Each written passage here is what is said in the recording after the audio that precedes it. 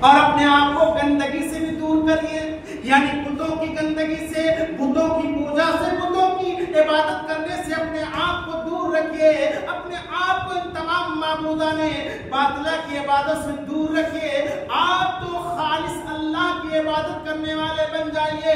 آپ اپنی قوم کو یہ بتا دیجئے، یہ معبودان باطلہ کی جو عبادت کر رہے ہیں، اللہ کو چھوڑ کر غیروں کو اپنا معبود بنا لیا ہے۔ کہیں شجر و حجر کی عبادت کی جا رہی ہے، کہیں پتھروں کو عبادت کیا جا رہا ہے، کہیں کسی چیز کی عبادت کی جا رہی ہے، کہیں اللہ کے فرشتوں کو عبادت کیا جا رہا ہے۔ ان تمام چیزوں کو چھوڑ کر ایسی چیزوں کی عبادت نہیں کرنی ہے، عبادت صرف اللہ رب العالمین کی کرنی ہے۔ ان تمام گندگیوں سے نکال کر اپنے آپ کو اللہ والا بنا لو۔ اے نبی صلی اللہ علیہ وسلم، آپ حکم دے دیجئے قوم۔ یہ دوسرا وحی آیا آپ صلی اللہ علیہ وسلم، پھر مسلسل وحی کا نزول ہوتا رہا، وحی کا نزول ہوتا رہا آپ صلی اللہ علیہ وسلم۔ دھیرے دھیرے خفیہ طریقے سے مکہ کے اندر اسلام پھیلتا رہا، اسلام پھیلتا رہا، اور آپ کی دعوت پر کس نے لبیک کہا؟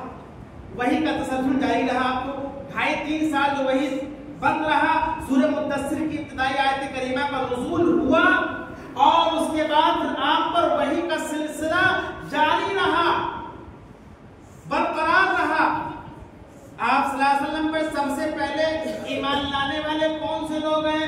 آپ خفیہ طریقے سے، آپ صلی اللہ علیہ وسلم خاموشی کے طریقے سے، آپ صلی اللہ علیہ وسلم چھپ چھپا کر لوگوں کو ایک اللہ کی دعوت دے رہے ہیں، اس لیے کہ مشرکین مکہ کی تعداد بہت زیادہ تھی، آپ صلی اللہ علیہ وسلم اکیلے تھے، اور آپ کو یہ پہچان کروانا تھا، قولوا لا الہ الا اللہ تفلحوا، اے میری قوم کے لوگوں، تم یہ کہو کہ اللہ کے سوا کوئی عبادت کے لائق نہیں ہے، تفلحوا، تم سارے کے سارے لوگ کامیاب ہو جاؤ گے۔ مشرکین مکہ کے اندر یہ خاص برائی تھی کہ خانہ کعبہ کے اندر 360 بت رکھے ہوئے تھے، خانہ کعبہ کو قبضہ کر لیا تھا زمانے جاہلیت کے اندر، اور اسی خانہ کعبہ کے اندر اللہ کے گھر کے اندر 360 بتوں کو رکھے ہوئے تھے، اور جب ان سے کہا جاتا تھا کہ ان کی عبادت کیوں کرتے ہو، ان سے کیوں مانگتے ہو، ان سے سوال کیوں کرتے ہو، پیارے مسلمانوں یہ عقیدے کی بات ہے،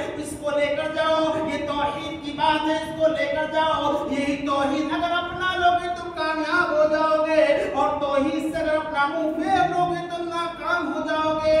اللہ کے نبی صلی اللہ علیہ وسلم نے کہا ان تمام چیزوں کی عبادت کیوں کرتے ہو؟ ان لوگوں نے کہا ہم ان کو رب تو نہیں مانتے، یہ ہماری باتوں کو اللہ تک پہنچانے والے ہیں۔ اللہ تعالیٰ کیا کہہ رہا ہے؟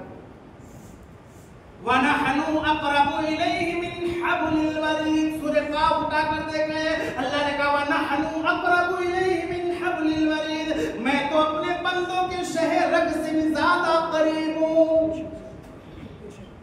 بات کو پہنچانے کے لیے کسی کا ذریعہ نہیں چاہیے۔ اللہ نے کہا ہے کہ تم مجھ سے سوال کر، میں تجھے عطا کرنے والا ہوں، میں تجھ سے بہت ہی قریب ہوں، اور جب بھی میرا بندہ مجھ سے سوال کرتا ہے، اللہ نے سورہ بقرہ کے ارشاد فرمایا میں اس کی دعا کو قبول کرتا ہوں اور اس کے سوالوں کا جواب دیتا ہوں، اور سورہ قاف کے نے ارشاد فرمایا کہ میں اپنے بندے کے شہ رگ سے بھی زیادہ قریب ہوں۔ اپنی باتوں کو اللہ کے سامنے رکھو، اللہ تمہاری باتوں کو سننے والا ہے۔ مشرکین مکہ کیا کرتے تھے؟ معبودان باطلہ کی اس طریقے سے عبادت کیا کرتے تھے؟ اللہ کے نبی صلی اللہ علیہ وسلم نے اس کو شرک عظیم قرار دیا، یہ شرک ہے، اللہ سے دعا کرو، اللہ باتوں کو سننے والا ہے۔ پہلے اللہ کے نبی صلی اللہ علیہ وسلم اللہ کی تعریف بیان کریے، جو بھی آپ کو یاد ہے اللہ کی تعریف بیان کرے، اللہ کے 99 نام ہے، اور قل هو اللہ احد پڑھ لیں، سورہ فاتحہ پڑھ لیں، آیت الکرسی پڑھ لیں، البس اللہ کی تعریف بیان کریں، اللہ کے نبی صلی اللہ علیہ وسلم پہ درود پڑھیں جو نماز میں پڑھی جاتی ہے، اس کے بعد اللہ سے دعا کریں، انشاءاللہ اللہ دعا ضرور قبول